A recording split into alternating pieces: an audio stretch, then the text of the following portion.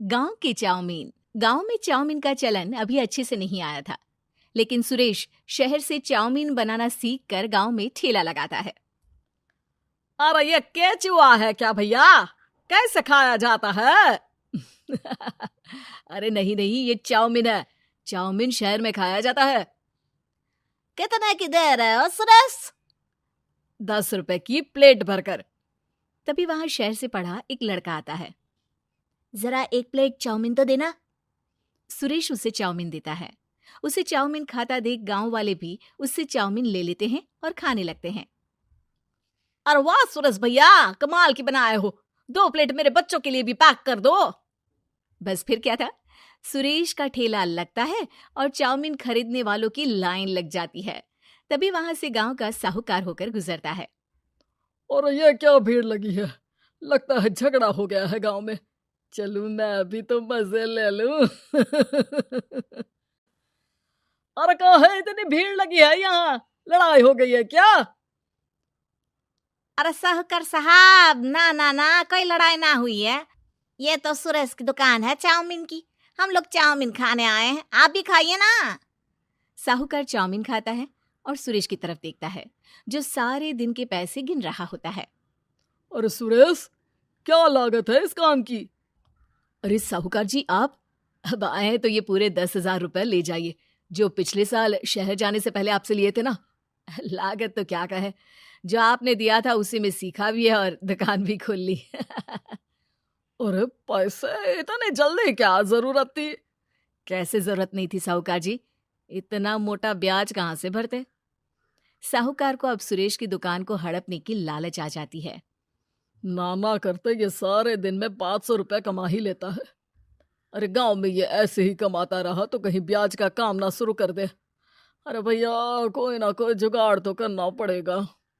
अब साहूकार घर आ जाता है और अपनी बीवी को सारी बात बताता है। हाँ जी, ये तो मैंने भी सुना है कि सुरेश के हाथ की चाउमीन नहीं खाई तो कुछ नहीं खाया। अरे हाँ हाँ, सही ही कहते हैं। मैं अभी खा कर ही आ रहा हूँ। अरे भाग्यवान है, कितना अच्छा हो ना अगर वो पैसा हम लोगों को मिल जाए। क्यों? हैं? हाँ, वो तो है, लेकिन कैसे? हम लोगों को तो चाउमीन बनाना आता ही नहीं है। साहूकार और उसकी बीवी अब रोज चुपके से सुरेश के घर जाते हैं और खिड़की से उसे चाउमीन बनाते देखते। अब क्या था, दोनों को चाउमीन बनाना आ जाता है। फिर एक रोज, और सुरेंद्र, तुझे साहूकारनी ने बुलाया था। बोल रही थी कि बेटे के जन्मदिन में 10 किलो चाउमीन का ऑर्डर देना है। बना दोगे ना? अरे हाँ हाँ साहूकार जी, मैं जरूर बना दूंगा। कब देना है घर में 10 किलो चाउमीन? अरे वो तो तू घर आकर बता कर लेना, मैं नहीं बता पाऊंगा। ठीक है, शाम को काम निपटा कर आ जाता हूँ। सुरेश साहूकार के घर जाता है, लेकिन वहां मियाँ बीवी मिलकर उसे बंधक बना लेते हैं। अरे मुझे क्यों बांध रखा है? मुझे छोड़ दो। आज से तेरा ठेला मैं लगाऊंगा और बहुत सारे पैसे कमाऊंगा। साहूकार एक आदमी को सुरेश की निगरानी में लगा देता है और वहां से चला जाता है। अगले दिन, अरे साहूकार जी, आप कब से चाउमीन बेचने लगे और अपना ये सुरेश कहाँ गया? और वो तो शहर गया है। उसका कोई काम निकल आया था। बोल रहा था कि जब तक वो ना आए तब तक मैं ही उसके ठेले का काम कर दूं। पैसे भी तो बहुत उधार ले रखे थे उसने। लगता है कर्जा भरने के डर से भाग गया है। अरे पर वो तो बोल रहा था कि उसने सारा कर्जा उतार दिया है, और वो क्यों भागेगा? इतना तो कमा रहा था। अरे मुझे क्या पता। अरे चाउमीन खाना है तो बोलो, नहीं तो भागो यहाँ से। अरे हाँ हाँ, दे दो दे दो। अब तो चाउमीन खाना पूरे गांव के लोगों के लिए आदत ही बन गया है। ना खाओ तो नींद ना आए। हाँ हाँ, तो लो और निकालो 50 रुपए। 50 रुपए क्यों? सुरेंद्र तो 10 रुपए में देता था। अरे वो पागल था, मैं थोड़ी ना हूँ।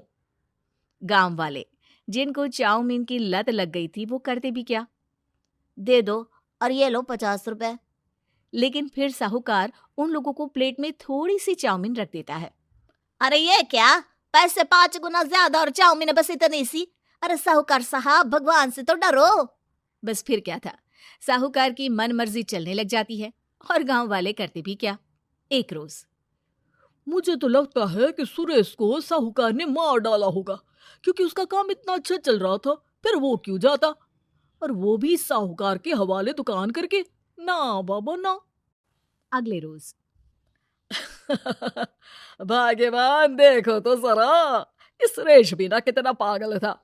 जिस काम से वो ज्यादा पैसे बना सकता था उससे इतने कम पैसे छाप रहा था। 50 रुपए प्लेट में भी गांव वाले खूब खा रहे हैं चाउमीन। हाँ जी, और जितने में वो लोगों को 10 प्लेट खिलाता था भर भर कर हम लोग उतने में 20 प्लेट बना रहे हैं, क्यों जी?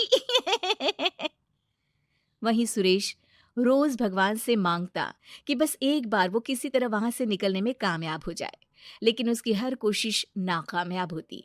फिर एक दिन अरे भाग्यवान, ऐसा कुछ करो कि चाउमीन बनाने का खर्चा आधा हो जाए, जिससे हम लोगों को और मुनाफा हो।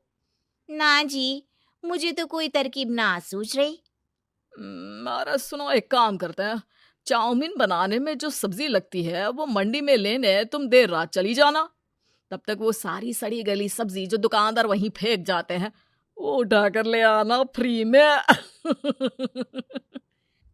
अरे वाह जी वाह, आप तो बहुत समझदार हैं जी। बीवी वैसा ही करती है, लेकिन अब लोग चाउमीन खाते तो मुंह बनाकर। फिर एक बार अरे राम राम राम, ये पेट में दर्द काहे हो रहा है? आई, आई, आई, आई, आई। हाय रे हाय, मेरा भी पेट दर्द के मारे फटा जा रहा है। सभी को शक हो जाता है कि उन लोगों को चाउमीन खाने से ही ये बीमारी हो गई है। वहीं दूसरी तरफ जो आदमी सुरेश की निगरानी कर रहा था वो सो रहा होता है और मौका देकर सुरेश वहां से भाग जाता है। सुरेश गांव वालों के पास जाकर उन्हें सब कुछ बता देता है। बस अब क्या था, साहूकार के घर पुलिस पहुंच जाती है। चलो, तुमने गांव के लोगों को खराब सब्जी वाली चाउमीन खिलाकर बीमार किया और सुरेश को बंधक बनाया। तुम्हें इसीलिए हम गिरफ्तार कर रहे हैं। साहूकार को पुलिस ले जाती है और फिर अगले दिन से सुरेश का ठेला गांव के बाजार में लग जाता है, जहां अब पहले से ज्यादा भीड़ होती है।